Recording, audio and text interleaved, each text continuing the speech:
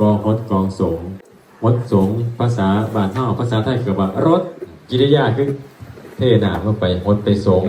การสิฮดนี่เฮาต้องเลือกคือว่าเทราพิเศษบ่ได้แม่หนึ่งต้องเลือกพระคุณเจ้าที่เพิ่นทรงศีลทรงธรรมแก่พรรษามีคุณธรรมเบิ่งสมัยก่อนมีหลายเมื่อสิหาอย่างเนี่ยแต่ก็พอมองเห็นอาศัยหยังอาศัยบุญจากปฏิบัติเพ็ญมาถือโอกาสนี้ขอความเมตตาจากคนพจน์สงฆ์เปลี่ยนผ่าเปลี่ยน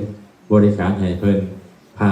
ท่อนพรสบายชุดนี้จีวรชุดนี้เป็นญาติเงือของหลวงของหลานถวายแด่พระคุณเจ้าเรียกว่ากองหมดนี่กระซ้ำว่าเปลี่ยนผ่าเป็นใหม่เป็นใส่เป็นครอบการที่เป็นครอบผ่านี่ไปใส่เขาเสด็จบุญตลอดมีชุดเดียวในแม่เที่ยวทั่วไทยจะเรียกไปเพิ่นสวดมุ่นทุกค่ำสวดนางภาวนาทุกบทโทษนางเทศนาทุกค่ำเทศทรงหอดยอดถึงพี่น้องทั้งหลายว่าอุทิศไปให้ตลอดเลยตลอดรายการเลย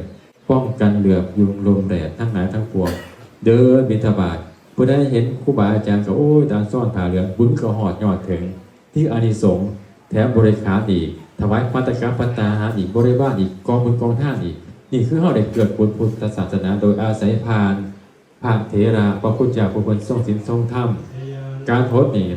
พจน์เป็นแบบใดพจน์ได้จักเทื่อบาดมีคำถามเดี๋ยวพอพวกเขาว่าเฮาฮู้จักอยู่บ่รถครั้งที่1กองรถครั้งที่1เพิ่นเอิ้นว่าหยังบ่รถครั้งที่1ฮู้จักบ่อยู่นี่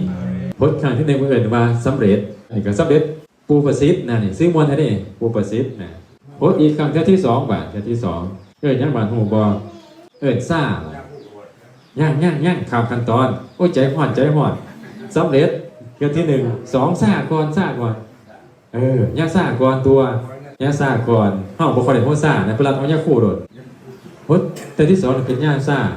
มีอารมณ์ยังเข้ามากระทบก็ต้องเฉยชาละบาดเข้าให้เข้าด่าเข้าว่าเขาบอกพูดมันเกิดซ่าหมายถึงว่าให้มีอารมณ์เย็นชาต่อสิ่งที่มากระทบ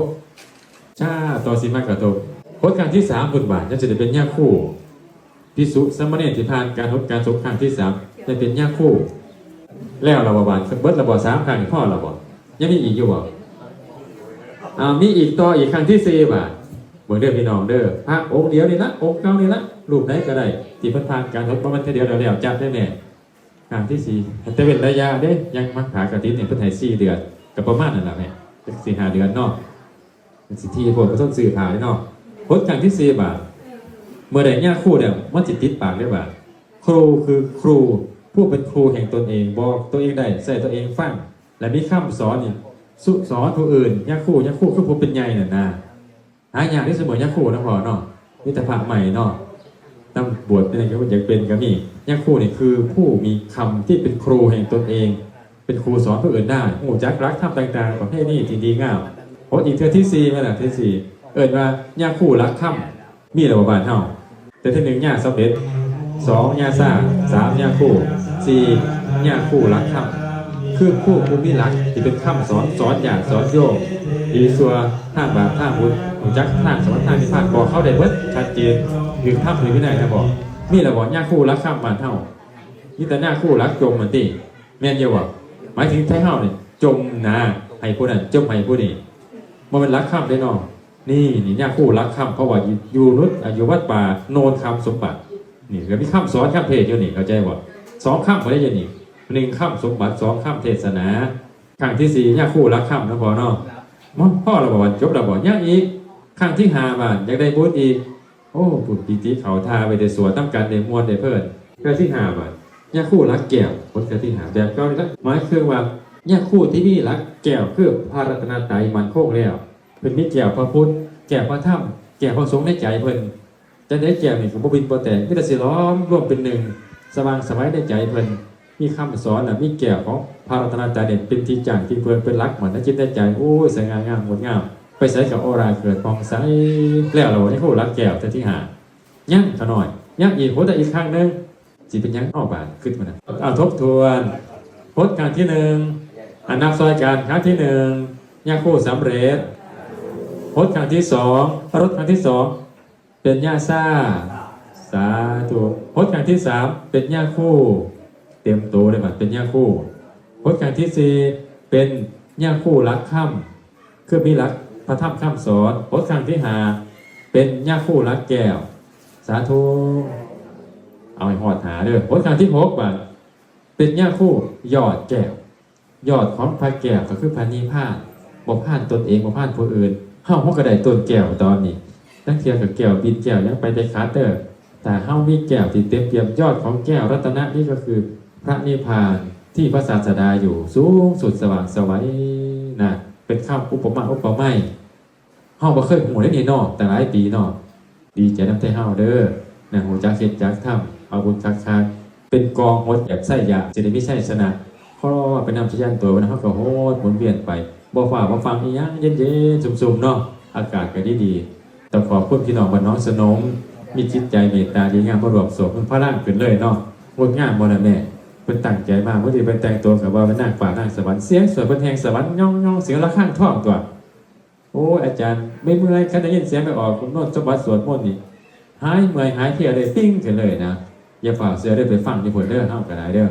มีอันจิตใต้ถามพระอาจารย์บ่มีใต้ถามบ่เข้าใจอันใดบ่อย่าคู่อย่าซ่าอย่าคู่รักคำอย่าคู่รักแก่อย่าคู่ยอดแก้วอย่าสำเร็จดีงามในเห็นเจ้าของโบราณเฮาสิบอกให้เด้อพยายามให้ทุกคนน่ะตั้งนะโมให้ได้พร้อมๆกันลูกหลานทำเป็นการฝึกอาราธนาศีลให้ได้นำกันเบิดโลดพุทธังพระตรัสฉามิแสดงก่อนเข้าสมถะทีเดียวดีตลอดชีวิตอันที่ภาวาเนี่ยคือว่าต่างศาสนาต่างลัทธิต่างบ้านต่างเมืองบ่เข้าใจภาษาเพิ่นก็เรียกภาวาแต่ตอนนี้เกิดขึ้นมาเฮาก็ว่าได้แล้วฮู้จักแต่พุทธังสนักฉามิคือหยังความหมายก็สามารถกล่าวไปได้เลยพระสงฆ์นี่เป็นสักขีพยานแต่ก็บอกอานิสงส์ของศีลนะพอเกี่ยวกับราเรื่องอาถรรพ์ชาติใช่คือตอนนี้เฮาบ่ไปหน้าจักเทื่อขอคำตัดเฮาย้ำแต่อยู่หม่องเก่าเพราะเผลอถอยหลังสั่งเป็นคนนำหน้าข้ามสวนข้ายังไปแค่เบื้องต้นมันยังมีธรรมะยังมีความเข้าใจอีกหลายศาสนาเฮาก็ได้บ่เข้าใจกันงุ่นง่วยอยู่ตอนนี้ที่อาจารย์ไพ่ติง่ายๆทางสายการเข้าใจสวดมนต์พร้อมกันไหว้พระพร้อมกันสมาทานศีลไปง่ายๆเนี่ยอย่าให้มันยืดเยื้อพิธีการเอาแค่พอดีถ้ามากมายมันก็จะเป็นพิธีเกินมันก็จะกลายเป็นพิธีกวนใจแล้วบาดเสียเวลาโดยที่บาดเนาะโทรศัพท์ก็ให้เขาแน่ธุระก็ให้มีแน่อย่างประเทศมาบอกว่าสังฆทานยาวอยู่นี่ยี่สิบมาบนกับบ่ท่านจักเตือไว้ให้เวลา5 นาทีไปรับบนจากญาติเอาโศกข้อมาโทษนะมันเพิ่นจะบ่ท่านงานจักเตือบาดเว้าอ้อมโลกอยู่หั่นหมดเวลาโศลากไปหายเกิดกิ่งเมื่อน่ะเห็นบ่ล่ะเว้าโดนหลายกับเขาก็เย็นเบิดอาจารย์ท่านสิได้สันทอดโอชารสมันหายไปปวดขาที่บาดฉันไปได้กับปวดขาเพราะบางอย่างมันต้องฉันร้อนถ้าเย็นมันก็กลายสภาพมันกับบ่มีสารอาหารนั่นน่ะเนี่ยก็เปลี่ยนสภาพไม่บ่ล่ะจะพูดนานทำไมเอาพอดีเนาะหมายถึงว่ามันมีกระชับอยู่เด้อยาคู่สำเร็จได้นี่จังได๋มาบอกนี่มื้ออื่นสิเป็นยาซ่าได้นี่จงไปโทษสิเสยซ่าละบาดนี่ปกติต่อไปสิเป็นยาคู่ได้บาดรักข้ามได้บาดเลือกสิหายได้บาดพอมีคำของพระพุทธศาสนาล่ะคิดถือก็สิว่าไปได้บาดรักแก่กับเกี่ยวกับราเรื่องอาถรรพ์ชาติแช่ได้บาดหากแท้พี่น้องเด้อปรารถนาจะได้เห็นศีลเห็นธรรมอันเรียบง่ายอันลึกซึ้งที่พ่อเฮาสอนไว้ฉะนั้นมื้อนี้ก็คงจะสมควรแก่เวลา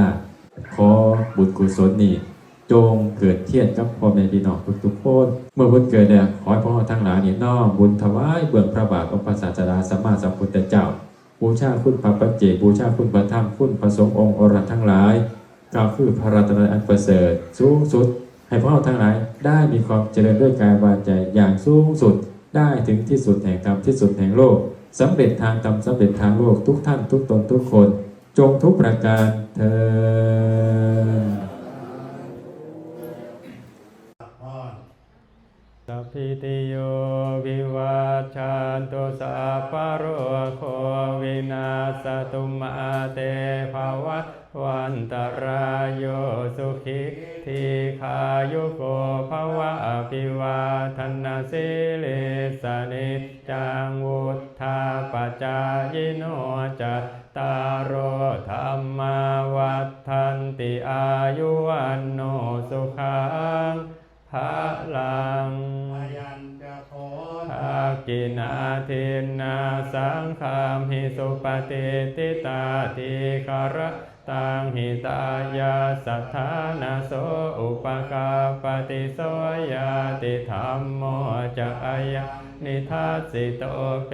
ตานาปุชาจักตาอุราลาภลาจะภิกขุนามโนปทินนางตุเ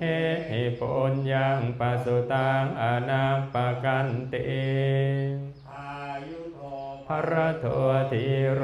วันนะโทปฏิภาณโท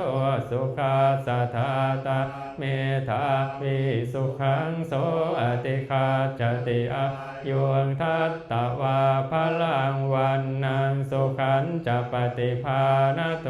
ติพายุยาสวะโห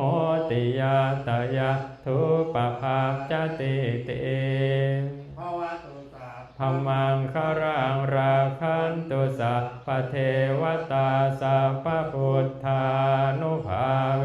นัสสทธาสุธิภวันตุเตภวันตุสัพพมังคารังราคันตุสัพพเทวตาสัพพธัมมานุภาเวนัสสทธาสุธิภวันตุเตภวันตุสัพพมังคารังราคันตุสัพพเทวตาสัพพสังฆานุภาเวนัสสทธาสุธิ